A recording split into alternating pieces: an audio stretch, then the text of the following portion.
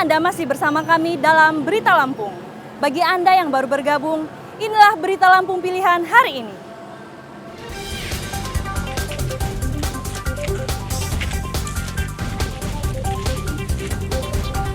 Pengeroyok pemuda di acara organ tunggal hingga tewas di pesisir barat ditangkap.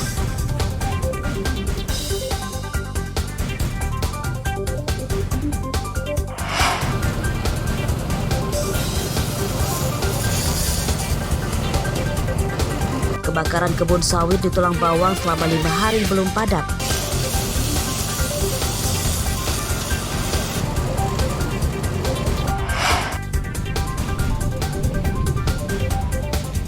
Kejayaan angkutan kota di Bandar Lampung tergerus transportasi daring.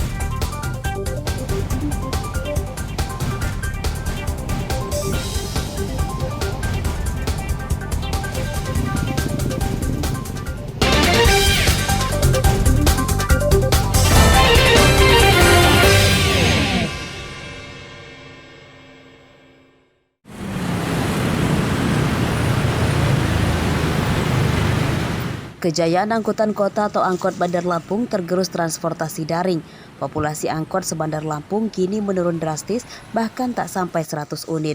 Banyak juga trayek angkot yang kini mati. Senin siang, Kepala Dinas Perhubungan Lampung, Sokrat Pringgodanu, menyatakan akan kembali menghidupkan trayek angkot yang banyak mati.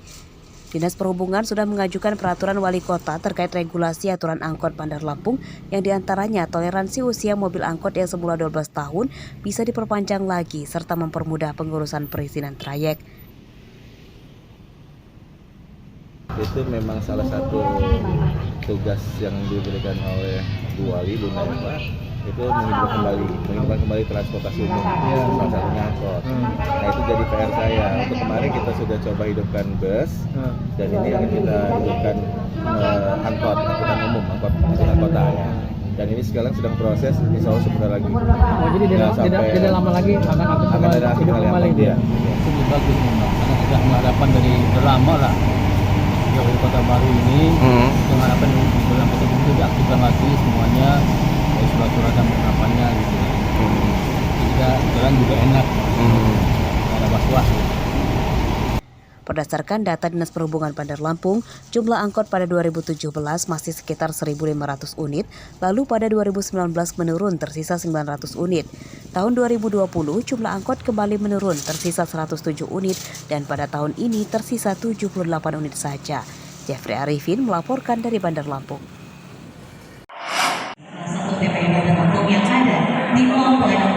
Permohonan pembuatan paspor di Kabupaten Lampung Tengah meningkat. Mereka berasal dari warga yang akan melancong ke luar negeri, namun terbesarnya adalah untuk bekerja di luar negeri. Hal ini terungkap saat peresmian dibukanya kantor imigrasi Bandar Lampung di kantor Dinas Penanaman Modal dan Pelayanan Terpadu Satu Pintu atau DPMPTSP di Gunung Sugih, Lampung Tengah, Senin siang. Kantor imigrasi beroperasi selama 2 hari dalam sepekan, yakni hari Senin dan hari Selasa saja. Memudahkan masyarakat ya, apa yang disampaikan Pak Bupati tadi dengan bukannya layanan paspor di mall pelayanan publik bisa menyanggah seandainya misalnya dari kabupaten di sekitar kabupaten Lampung itu kan lebih mudah daripada mereka harus ke Bandar Lampung. Berikan kemudahan kepada masyarakat kita, terutama memang yang membutuhkan untuk pembuatan paspor yang ada ya.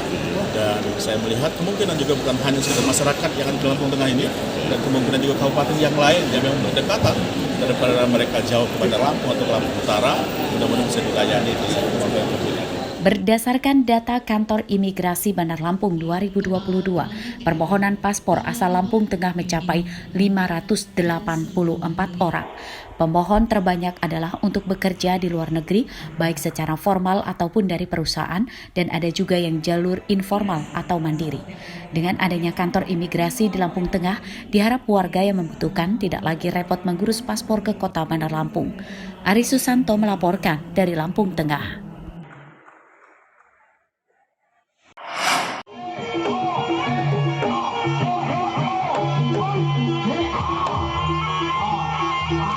Pentas kuda lumping atau jaranan banyak ditemukan di acara hajatan warga di Lampung.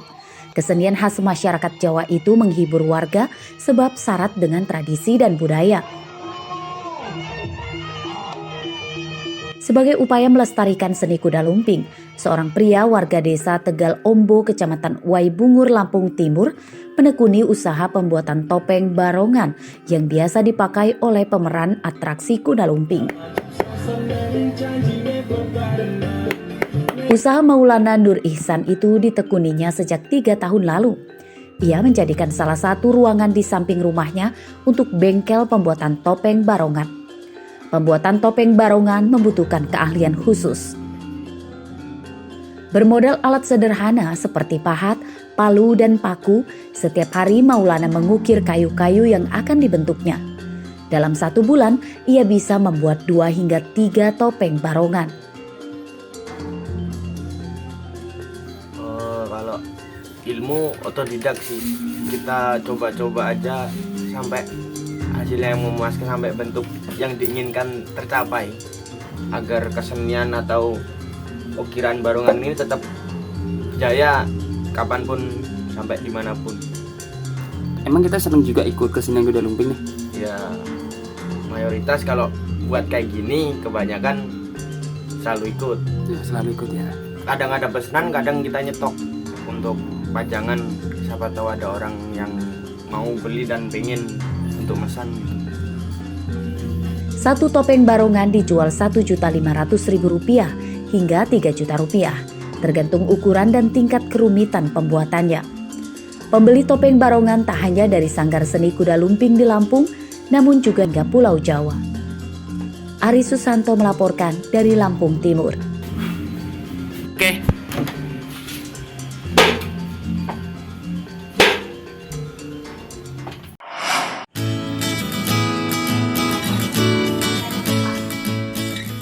Keterbatasan fisik bukanlah penghalang untuk bisa beraktivitas dan bekerja seperti biasa. Semangat inilah yang dibawa para penyandang disabilitas yang bekerja di sebuah kafe di Kelurahan Jagabaya 3, Sukarami, Bandar Lampung. Pemilik kafe membuka peluang para penyandang disabilitas untuk bekerja sekaligus memberi mereka edukasi. Sejak dibuka pada 2021 lalu, sejumlah penyandang disabilitas sudah jadi pegawai tetap dengan berbagai posisi. Ada yang jadi pelayan, admin, hingga koki.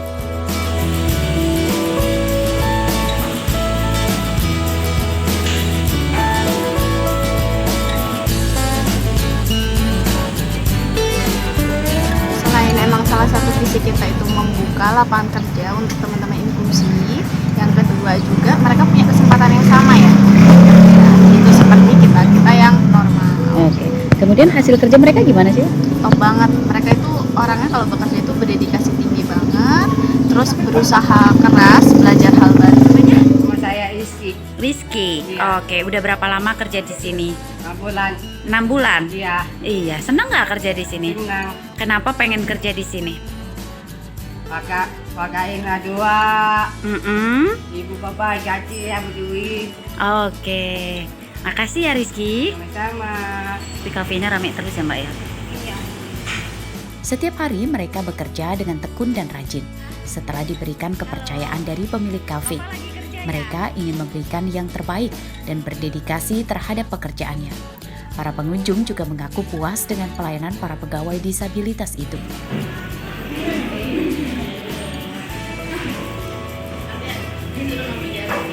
Terus saya senang dengan anak-anak yang terlibat di dalamnya, kan ownernya ini melibatkan yang difabel juga, ramahnya, jenis makanan juga yang organik kan ya, yang sehat, yang ditanam di sini loh.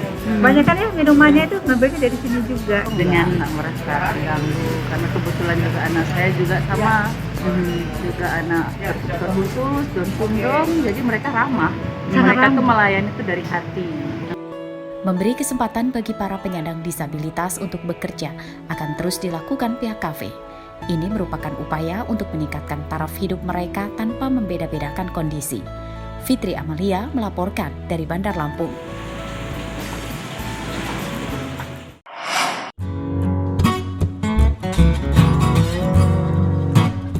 Provinsi Lampung memiliki kuliner khas yang belum diketahui masyarakat luas.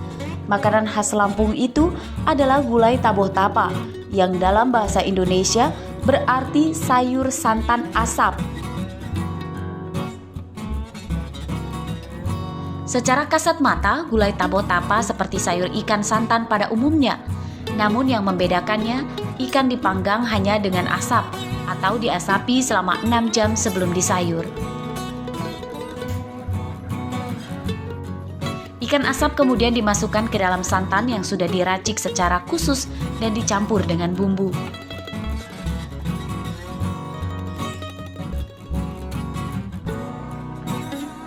Ikan untuk gulai ini hanya disarankan jenis ikan sungai bersisik seperti gurame atau mujair, ikan mas, dan lainnya.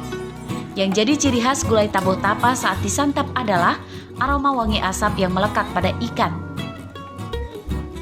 Tabo iwa tapa itu ikan nila yang diasap selama 6 jam, terus kita santan. Ini tabo iwa tapa ini aroma asapnya bang. Jadi ada aroma asap karena ikannya bukan dipanggang tapi kita asap. Gulai tabo tapa ini digemari banyak pengunjung karena khas wangi asap pada ikan sayur. Gulai tabo tapa lebih nikmat disajikan dengan sambal mentah dan lalapan khas hidangan masyarakat Lampung. Ini sering datang ke sini? Iya, sering langganan di sini. Sama apa? Sama keluarga ya? Iya, sama ibu. Apa yang jadi makan di sini? Di sini menunya yang spesial tabo iwa tapa. Dia ikan nila asap di santan gitu. Rasanya apa bisa diceritain? Rasanya itu aroma asapnya ada di dalam kuah santannya, jadi dia khas sekali gitu. Gulai tabo tapa merupakan kuliner khas masyarakat Lampung sejak dahulu kala. Bumi Lampung yang kaya dengan rempah-rempah diantaranya buah kelapa dan ikan sungai, sehingga tercipta gulai santan dari ikan tawar yang lezat. Gulai tabo tapa itu diantaranya tersedia di salah satu rumah makan di Jalan Kimajawai Halim, Bandar Lampung. Ari Susanto melaporkan dari Bandar Lampung. Pemirsa, informasi tadi sekaligus menutup perjumpaan kita kali ini. Saya Iin Hermayani beserta redaksi yang bertugas berterima kasih. Selamat beraktivitas kembali, sampai jumpa.